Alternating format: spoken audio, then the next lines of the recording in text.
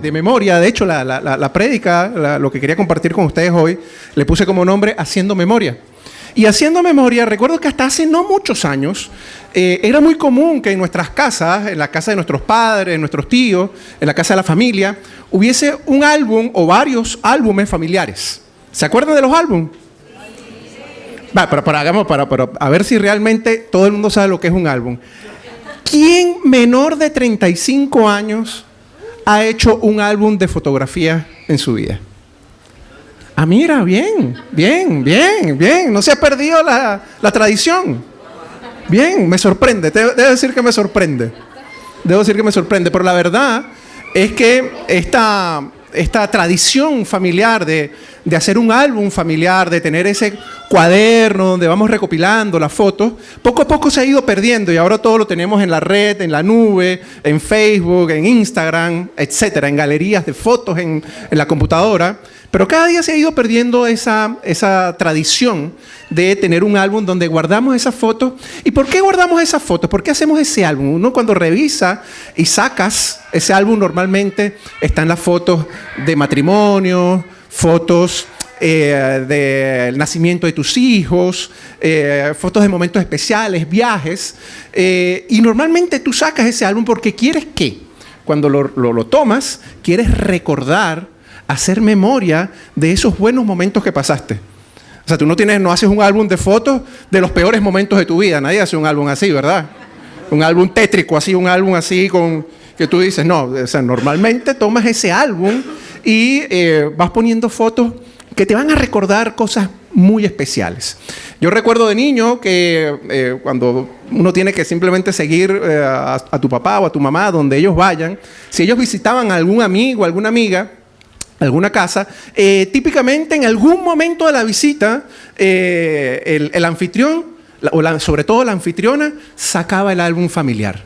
Y viene el momento del álbum familiar y te comienzan a contar la historia de cada una de las fotos. Créanme que yo me la pasaba más aburrido, a mí me parecía lo más fome del mundo, pero me daba cuenta que quien estaba compartiendo su álbum lo hacía con mucha alegría. Mis propios padres, mi propia mamá, el compartir ella, de enseñarle a la gente, esta foto significa esto, esta foto significa lo otro, esto recuerdo tal historia familiar, siempre era muy propio de poderlo compartir con las personas, esa historia, ese recuerdo, eso que valoramos mucho como seres humanos, independientemente que seamos cristianos o no, valoramos esos hitos, esa historia, el rememorar aquello que ha marcado nuestro corazón, aquello que ha marcado nuestra vida.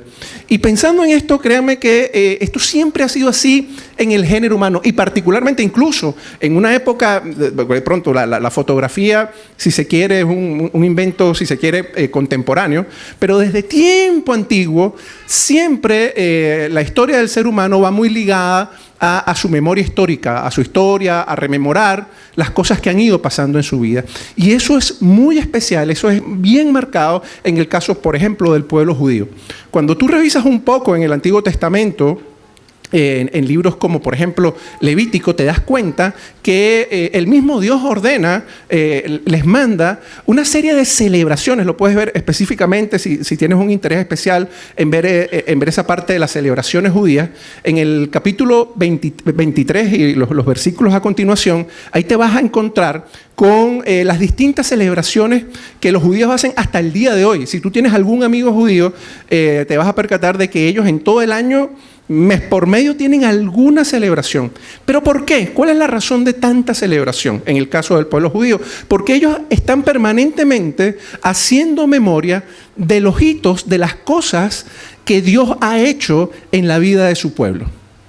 Por ejemplo, la celebración de la Pascua, que también de alguna u otra manera es igual para nosotros, ya digamos desde el punto de vista de Jesucristo, pero la celebración de la Pascua es básicamente el celebrar ese salida, ese escape del yugo, de la esclavitud de Egipto para ir hacia la tierra prometida. Entonces, cada vez que hay la celebración de la Pascua, ellos están haciendo memoria, generación tras generación, de lo que Dios ha hecho en su vida. Entonces, la razón de tanta celebración, de que tú revises y que varios versículos, varios capítulos estén dedicados a esto, tiene que ver con esto, en que Dios sabe al final que su pueblo tenía o tiene muy corta memoria.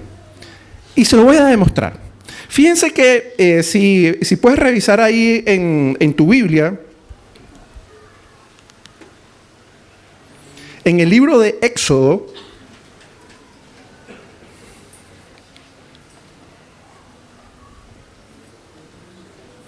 te vas a encontrar en el capítulo 16, del versículo 1 al 3,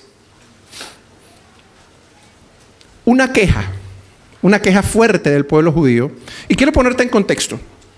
Aquí ya el pueblo judío había salido de Egipto y está en pleno desierto. Está en el desierto y dice lo siguiente así, quejándose con Moisés. Dice lo siguiente la palabra: si tan solo el Señor nos hubiera matado en Egipto, protestaban. Allá nos sentábamos junto a las ollas llenas de carne y comíamos todo el pan que se nos antojaba. Pero ahora tú, refiriéndose a Moisés, nos has traído a este desierto para matarnos de hambre. Una queja profunda, ¿verdad? Ellos estaban pasando en ese momento por una crisis en que veían que no tenían el alimento suficiente para sustentarse en medio del desierto. Perdón, no es versículo 16, perdón. Del 3 en adelante, perdón. Del 3 en adelante. Capítulo 16, versículo 3 en adelante. Un capítulo antes, un mes antes, hacía un mes que habían salido del pueblo de Egipto, ellos habían pasado el Mar Rojo en seco. Imagínate, quiero que te imagines por un momento, te pongas en los pies, imagínate que vas ahí caminando, saliendo, huyendo del imperio egipcio y que de pronto Dios delante tuyo abra el mar para que tú cruces con tu pueblo en seco. Y no solo eso, y quiero que entiendas todo lo que estaba sucediendo alrededor de ellos. Ellos venían de ver las distintas plagas que Dios mandó sobre todo el imperio egipcio para convencer al faraón de que tenían que dejar salir a todo el pueblo judío a buscar su tierra prometida. Y no solo eso, vieron milagro tras milagro, y a pesar de eso, un mes después, se estaban quejando amargamente de que preferían haber muerto en Egipto. Yo no sé qué puede pasar por tu corazón, pero yo me pongo en esa posición y de pronto digo, ¿cómo pueden dudar? ¿Cómo si delante tuyo se abre un mar para que tú cruces en seco y puedas huir de un ejército que te estaba persiguiendo? ¿Cómo puedes dudar de que Dios te va a proveer? ¿Cómo se les ocurre? Qué desubicados los judíos, ¿verdad? Pero déjame decirte algo, no te adelantes. Vamos unos años después, varios años después, lleguemos al Nuevo Testamento y encontrémonos con los discípulos de Cristo y nos vamos a encontrar con otro contexto, en otra historia, pero más o menos lo mismo. Te pregunto, ¿cuántas veces multiplicó para una multitud los panes Jesucristo? 2 veces.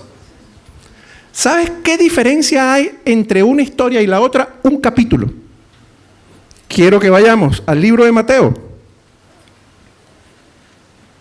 La segunda vez que lo hizo se alimentaron a 4,000 y lo vas a encontrar en el capítulo 15, versículo 32. La duda y también la queja de los discípulos de Jesús, donde le dicen a Jesús: ¿dónde conseguiremos comida suficiente aquí en el desierto para semejante multitud? 33.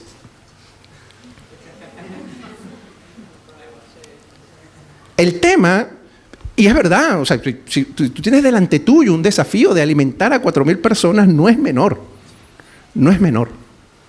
El tema es que un capítulo antes, Jesús había multiplicado los panes para 5,000 personas. Y los discípulos estaban ahí, no es que se quedaron en su casa y le contaron la historia, no, estaban al lado de Jesús. Un capítulo antes, en Mateo,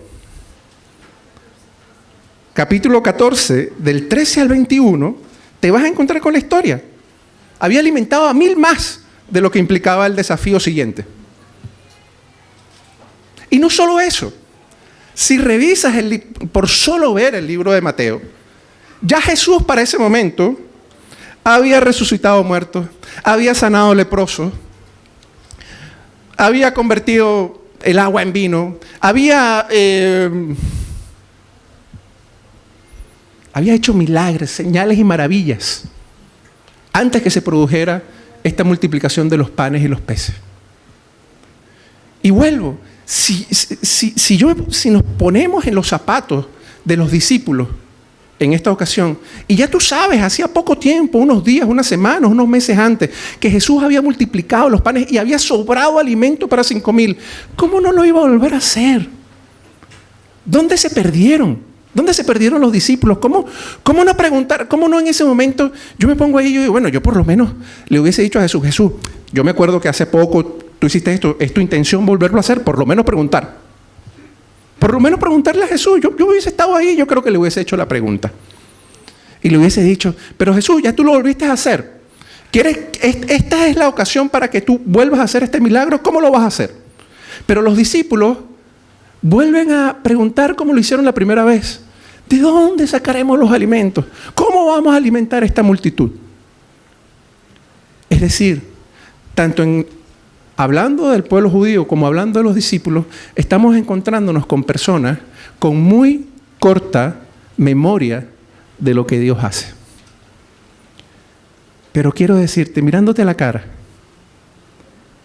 y siendo muy honesto, tengamos 30 segundos de honestidad brutal entre nosotros. ¿En verdad actuáramos distinto?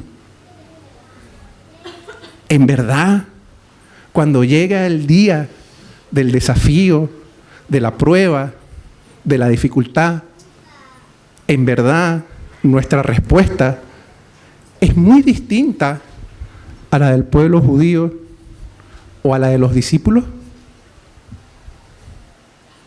¿De verdad, verdadita? Yo quisiera decirte desde aquí que cada vez que yo he tenido un desafío en mi vida, yo he respondido con valentía y no he dudado en buscar a mi Señor. Me gustaría decírtelo. Me gustaría tener esa autoridad de decirte que nunca ha habido duda en mi corazón que el Señor una y otra vez va a mostrar su misericordia y nunca lo he dudado. Pues va a ser que no. Cuando intelectualmente veo esto, como quien lee una historia, sí puedo ver, sí puedo darme cuenta que, wow, ¿cómo el pueblo judío no se da cuenta que tenía un Dios tan grande? Y así mismo los discípulos. Pero cuando lo traigo a mi propia historia, me doy cuenta que es lo mismo. Me doy cuenta que pronto pierdo la memoria de las maravillas, de los portentos, de los milagros, de la misericordia que Dios ha tenido en mi vida. Y a lo que llega el día del desafío, de la prueba, de aquello que salió como no me gustaba o como yo no esperaba, inmediatamente dudo, me quejo, me entristezco, brota por ahí una raíz de amargura. De pronto toca la puerta de mi vida la tristeza. Hace no mucho tiempo, unos meses atrás, recibíamos una llamada telefónica.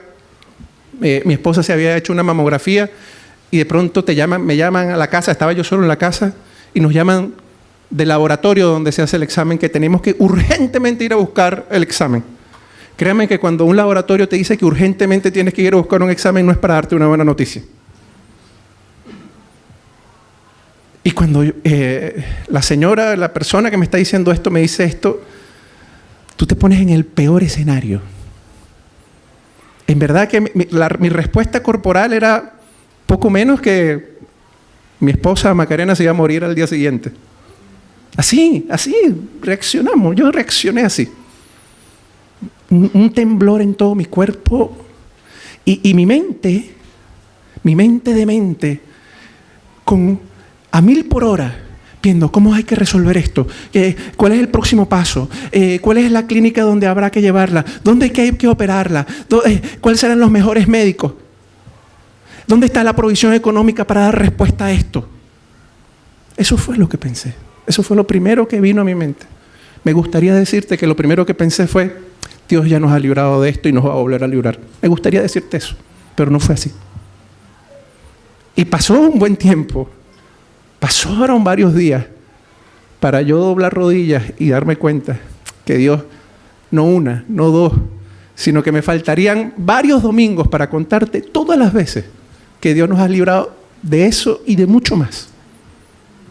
Pero en ese primer momento, cuando te llega el huracán, cuando te llega la tempestad, me invadió el temor, me invadió la tristeza, incluso la rabia. ¿Por qué a mí? ¿Alguna vez lo has dicho? Dime que sí para no sentirme solo.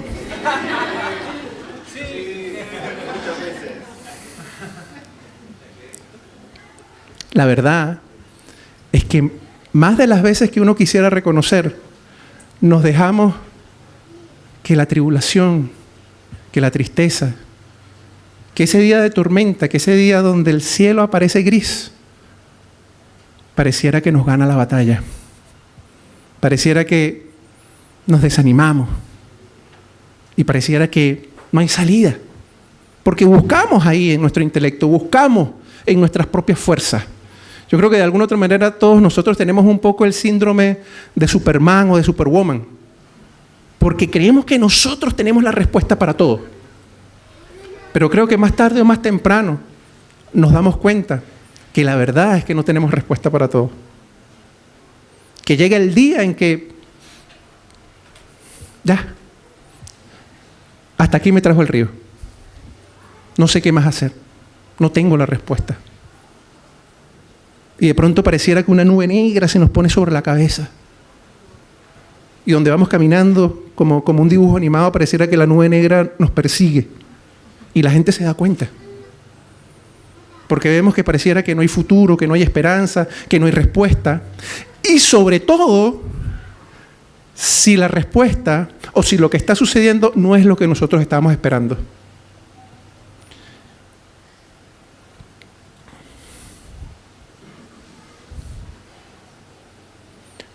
Quiero decirte algo, como dice el Proverbio, capítulo 19, versículo 21. Puedes hacer todos los planes que quieras, pero el propósito del Señor prevalecerá. Y esa tiene que ser nuestra esperanza, nuestra certeza. Te firmo, te prometo, que vamos a seguir hoy. Estamos haciendo planes. Mañana vamos a hacer planes. Los seres humanos tenemos la tendencia a hacer planes. Y muchas veces esos planes no van a salir como estamos esperando. Muchas veces esos planes, esos proyectos, no van a salir como tú crees que deberían salir. Pero lo que te quiero decir hoy es que confíes en el que tiene la última palabra, que nos libra de nosotros mismos. ¿Cuántas veces, hagamos memoria, cuántas veces Dios nos ha librado de nosotros mismos? De aquello que consideramos maravilloso, perfecto, extraordinario, esto no tiene pérdida. Y luego las cosas salen al revés de lo que estábamos esperando. Y pasado el tiempo, en el momento no nos damos cuenta, en el momento nos lo sufrimos todo, completo. Pero cuando comienzas a ver lo que sucedió en la distancia, te das cuenta que lo único que puedes decir, gracias Señor, de librarme de mí mismo.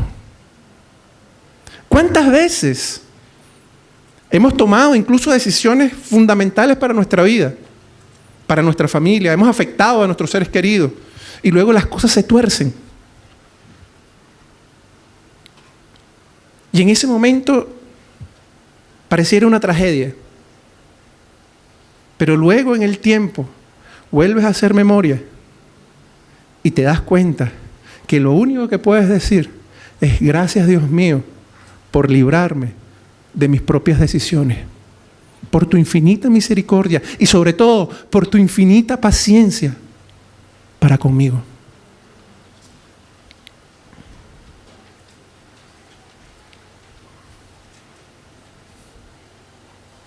Tomemos, aunque sea 20 segundos. Sé que de pronto los silencios pueden ser incómodos, pero tomemos unos 20 segundos y haz memoria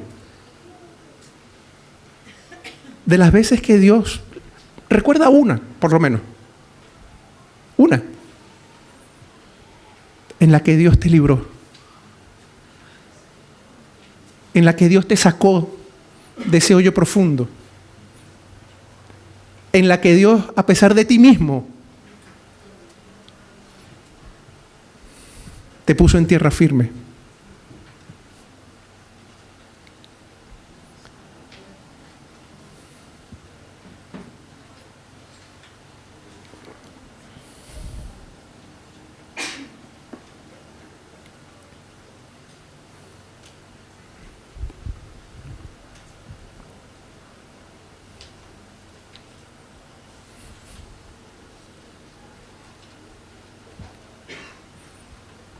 Muchas veces no vas a entender, no vamos a entender lo que está sucediendo.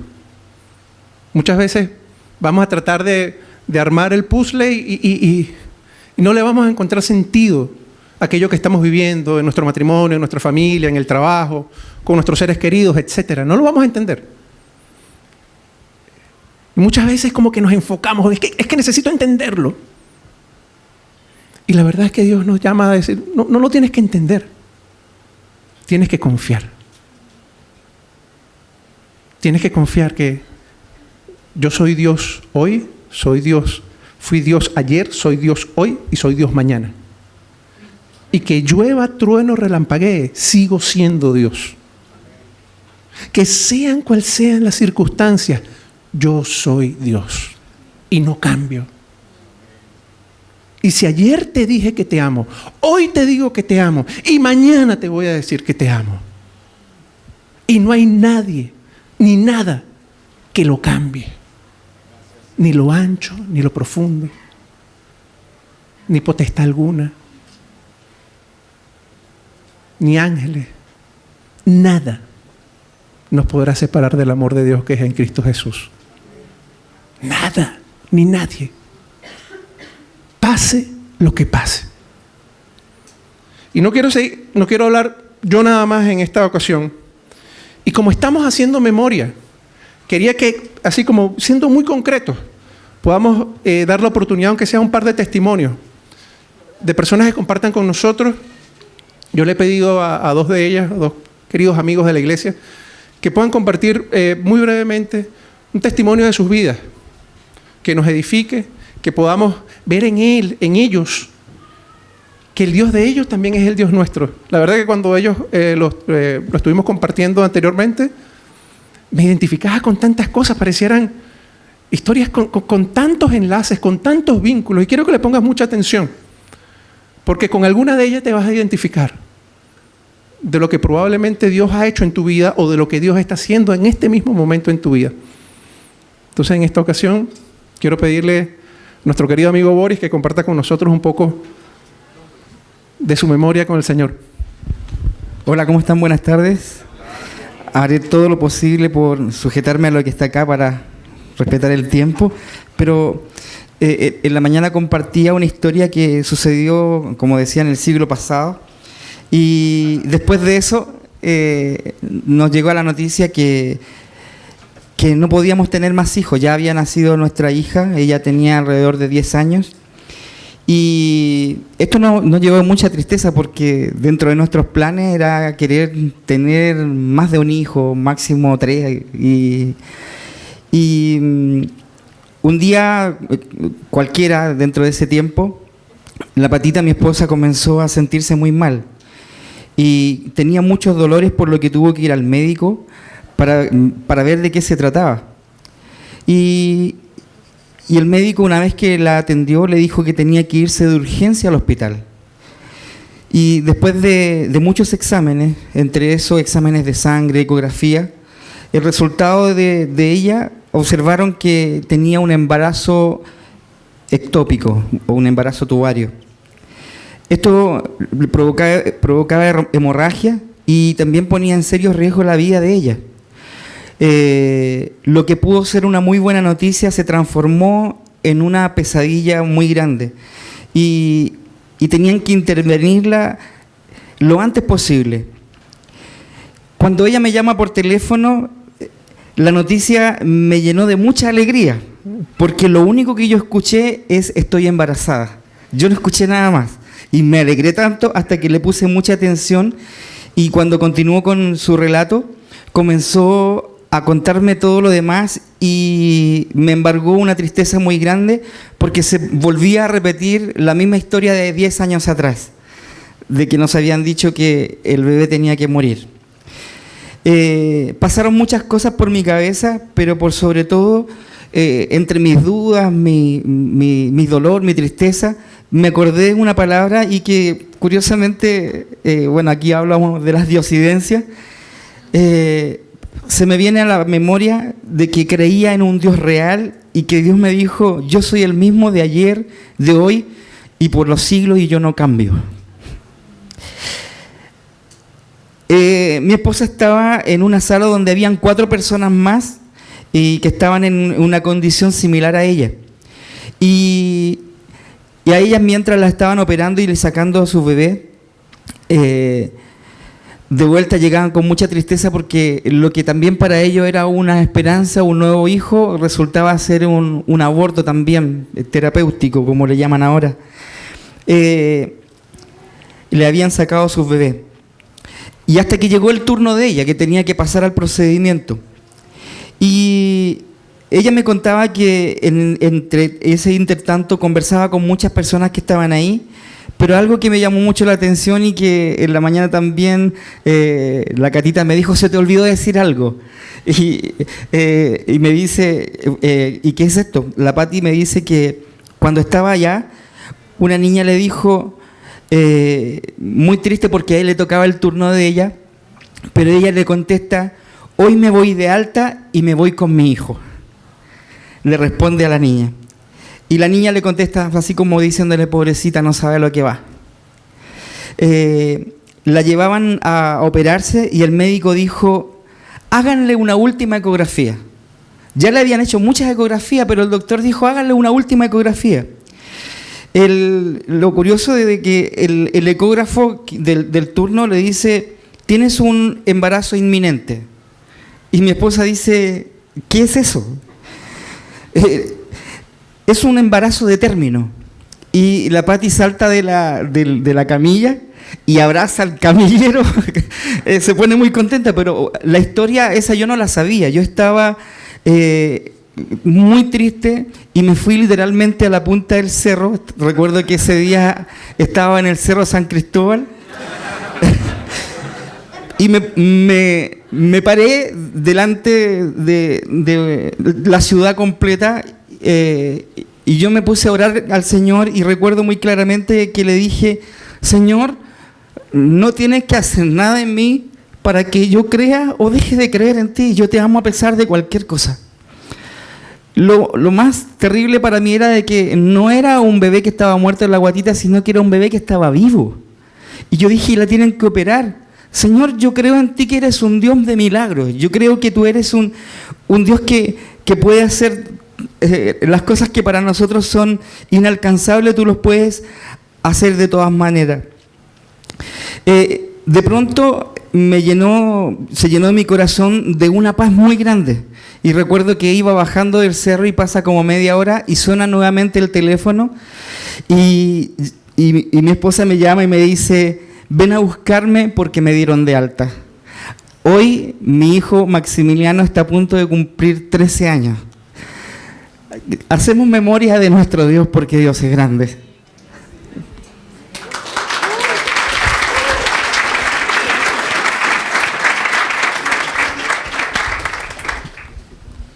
representante masculino de nuestra iglesia, pero también es importante que una mujer esté entre nosotros. La Carlita, pasa adelante, por favor.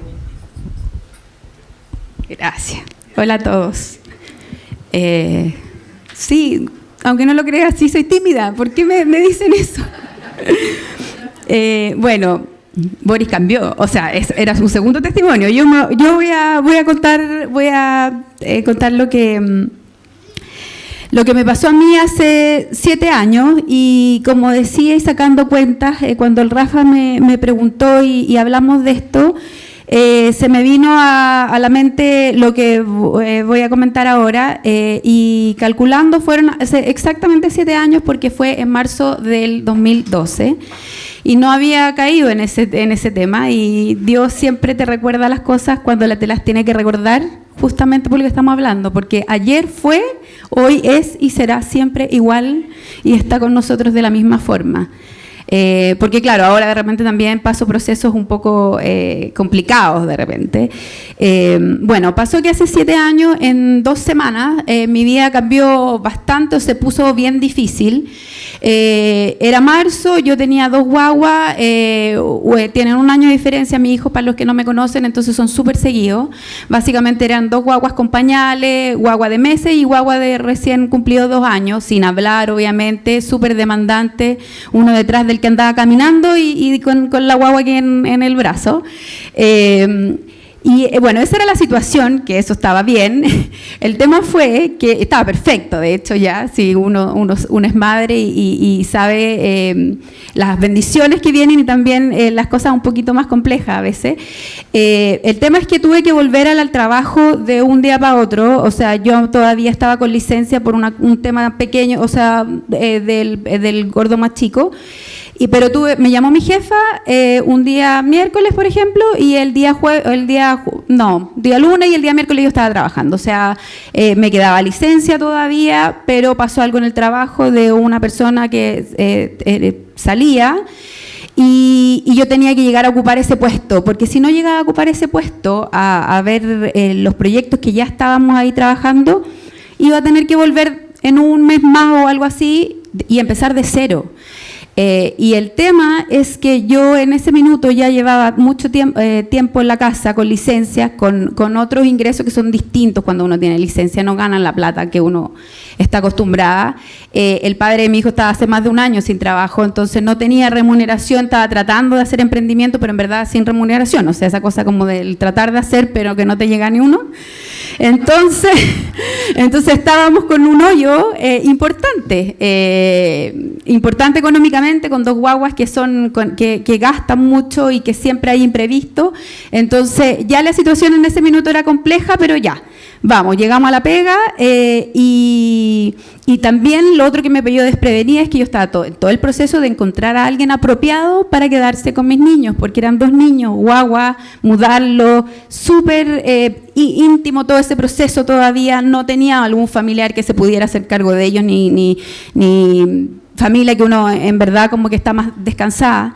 Entonces fue un pasear de personas para tratar de encontrar a alguien que pudiera yo dejar, porque como las mamás, todos los que hemos sido mamás y entramos a trabajar tiempo completo, sabemos que es bien brutal el cambio de estar todo el día con tu hijo a dejarlo con otra persona que no conoces o que conoces poco, y trabajar todo el día al otro lado de Santiago, porque no era que estuviera 5 minutos en mi casa, no, Las Condes, Colina, entonces era otra cosa completamente distinta.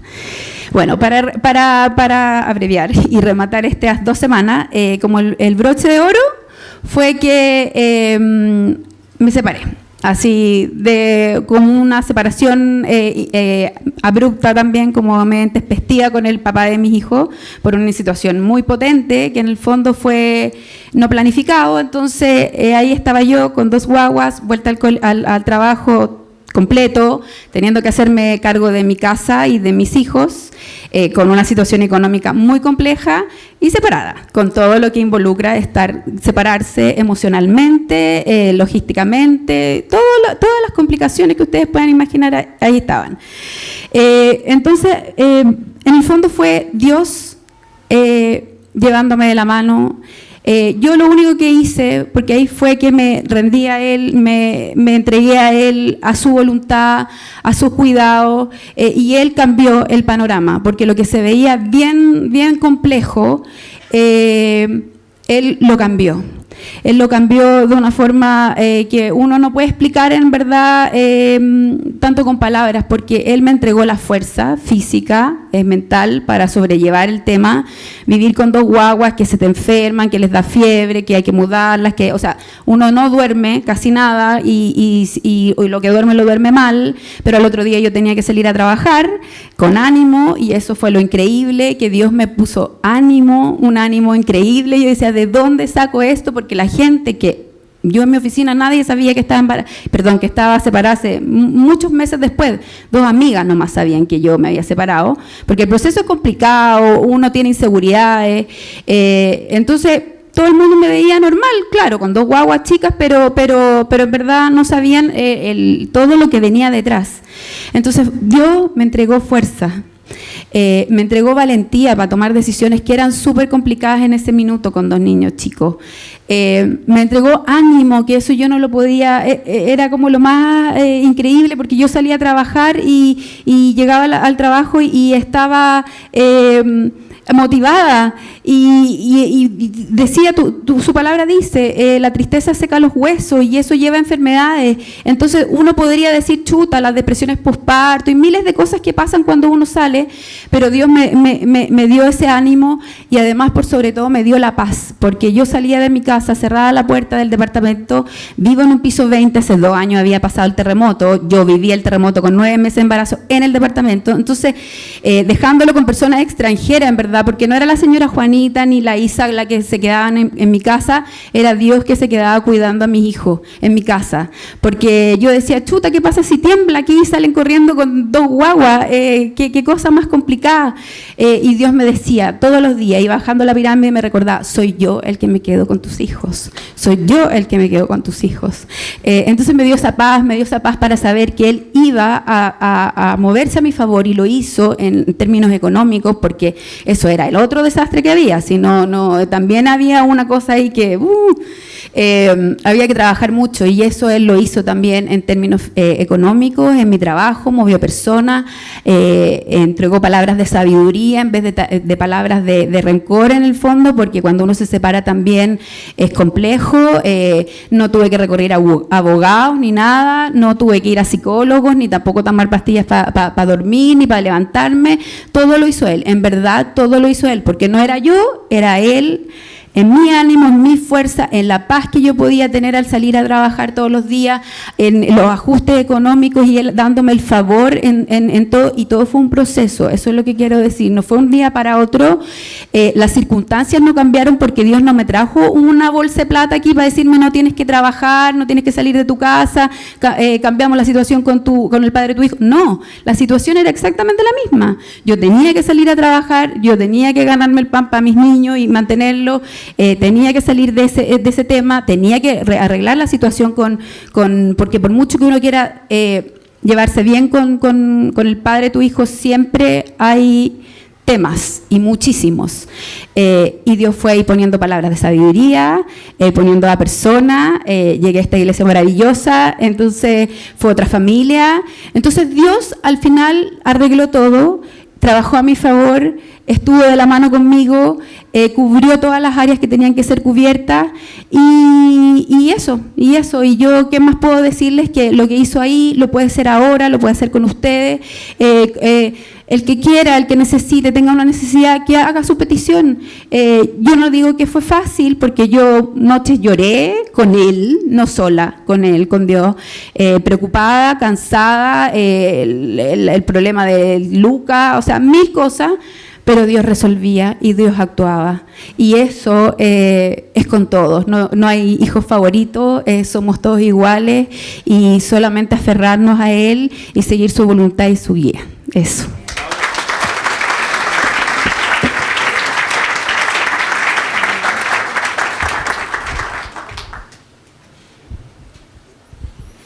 El libro de Nahum, capítulo 1, versículo 7, dice: Jehová es bueno, fortaleza en el día de la angustia, y conoce a los que en Él confían.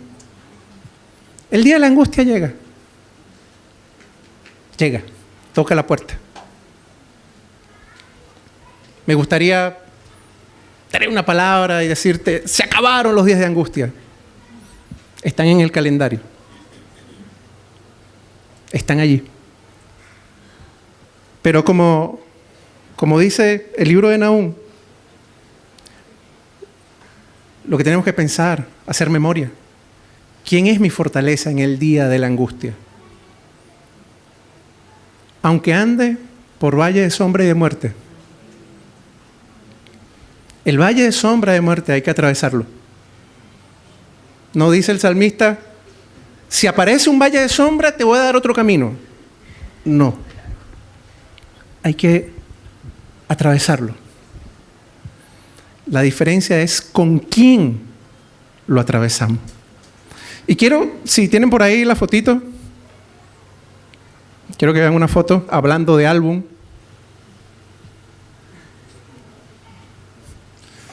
Esa foto tiene aproximadamente unos 15, 17 años. Estábamos pololeando. El fondo que ustedes ven ahí, eso es Caracas. Y los que son aquí de Caracas, si ven esa torre allá atrás, esa es por ahí por el Teatro Teresa Carreño, Bellas Artes. Ese es más o menos el lugar.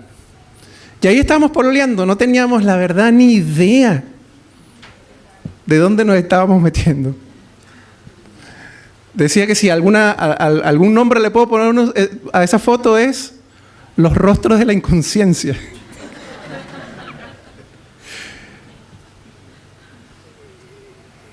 Eso fue en el 2002.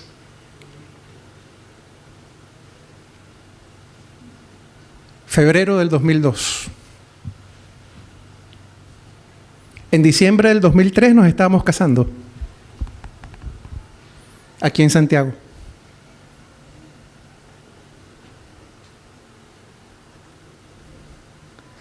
En diciembre del 2005 estábamos recibiendo el año nuevo en una clínica. Mi esposa con riesgo vital, 7 meses de embarazo de mi hijo mayor, de Matías, con una trombosis en una pierna.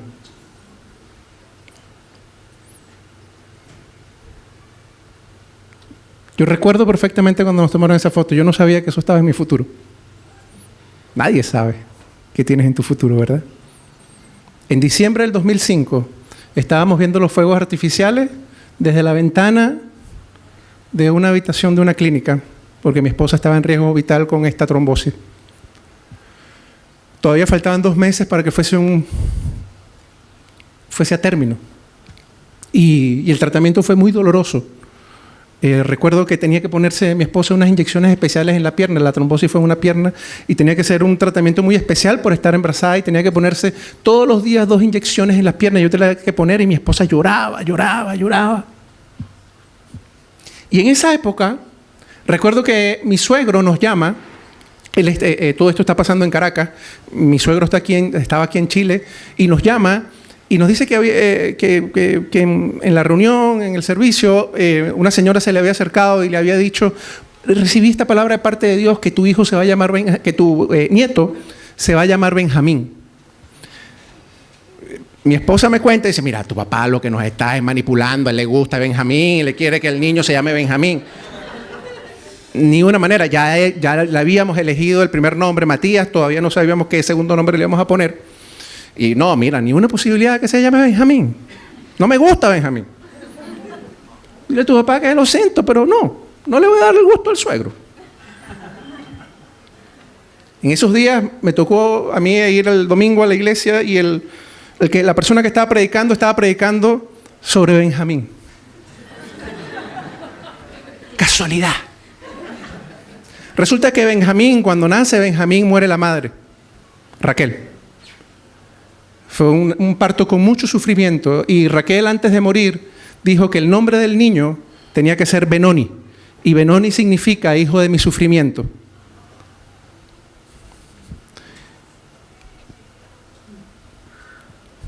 Y eso era lo que estábamos viviendo. Sufrimiento. Porque a lo mejor yo en ese momento pensaba, o uno o los dos, los pierdo.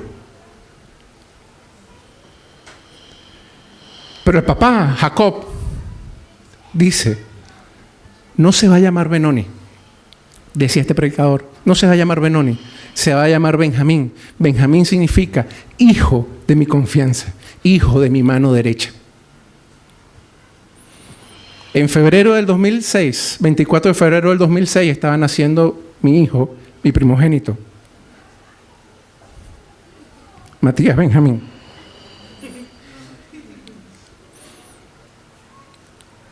Hoy se está bautizando, 13 años después. Y recuerdo, me decía Macarena algo que es verdad, a veces uno olvida las cosas que como papá, como mamá tú haces con tus hijos. Y recuerdo que permanentemente hablábamos, le decíamos desde pequeñito, desde meses, tú eres hijo de nuestra confianza. Nosotros y mi casa serviremos al Señor, y repetíamos y palabras sobre ello. Y uno muchas veces tú dices, bueno, Señor, en verdad esto se va a hacer, esto va a pasar. Y cuando les decía que meses atrás recibí esta llamada de laboratorio, a mí me hubiese gustado recordar perfectamente que esto ya lo había hecho Dios. Ya lo había hecho en mi vida, en nuestra vida. Mi hijo nació sano, mi esposa libre de toda enfermedad. Hoy se está bautizando por la pura misericordia de nuestro Señor. Lo hizo ayer, lo va a hacer hoy y lo seguirá haciendo mañana. Esa es mi confianza. Tiene que ser nuestra confianza. No que tengamos una vida libre de dificultades.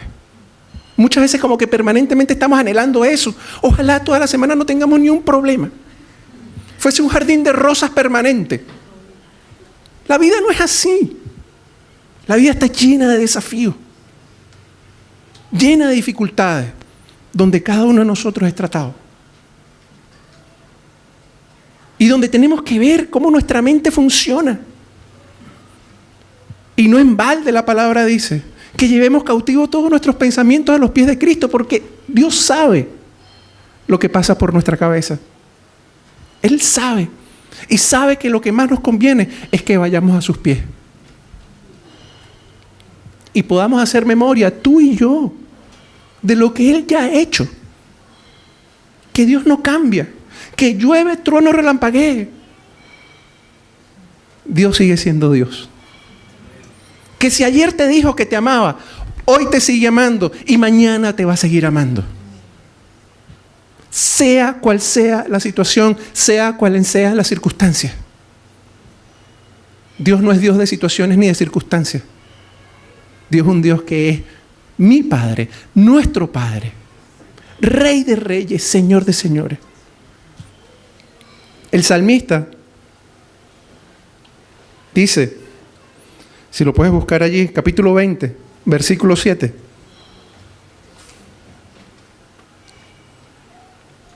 Y quiero que lo leas en el contexto, porque el salmista lo dice. Lo dice en un contexto de desafío, de problemas, de dificultades. ¿Qué hacemos en medio de las dificultades? Estos confían en carros y aquellos en caballos. Mas nosotros, del nombre de Jehová, de nuestro Señor, de nuestro Padre Celestial, nuestro Dios, tendremos memoria.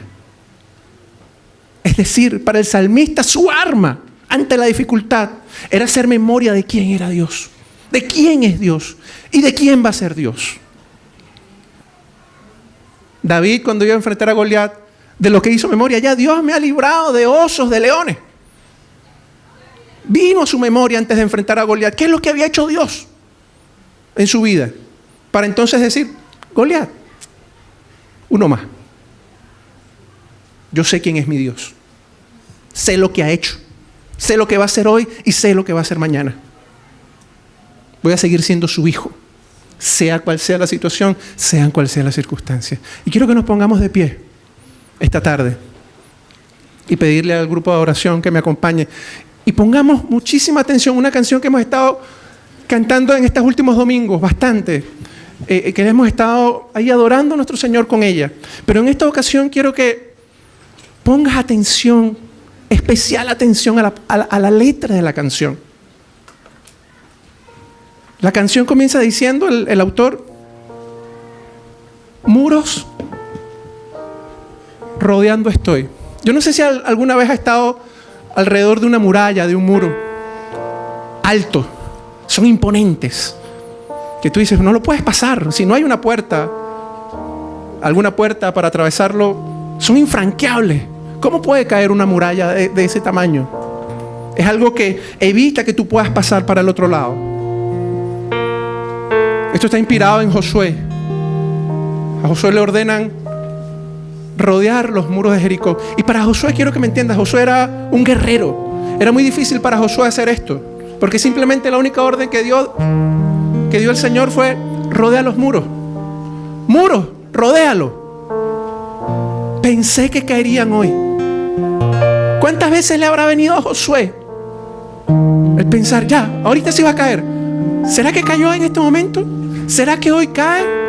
¿Será que esta es la hora, el segundo, el minuto donde va a caer esa muralla? ¿Será que hasta hoy llega el desafío, la prueba, la circunstancia, el dolor que hay en mi vida, la carencia que hay en mi vida? ¿Será que hoy para?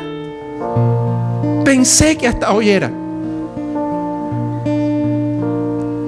Pero sigue diciendo la canción: pero tú no me has fallado, Dios. Tú no me has fallado, Dios. No sé si tus murallas caerán hoy. Van a caer en el día que Dios disponga que tengan que caer. Y esa es nuestra confianza. Esa es nuestra fe. De que la muralla, de que los muros de Jericó van a caer. Porque Él nunca nos ha fallado. Nunca nos ha fallado. Ni nos falla, ni nos fallará.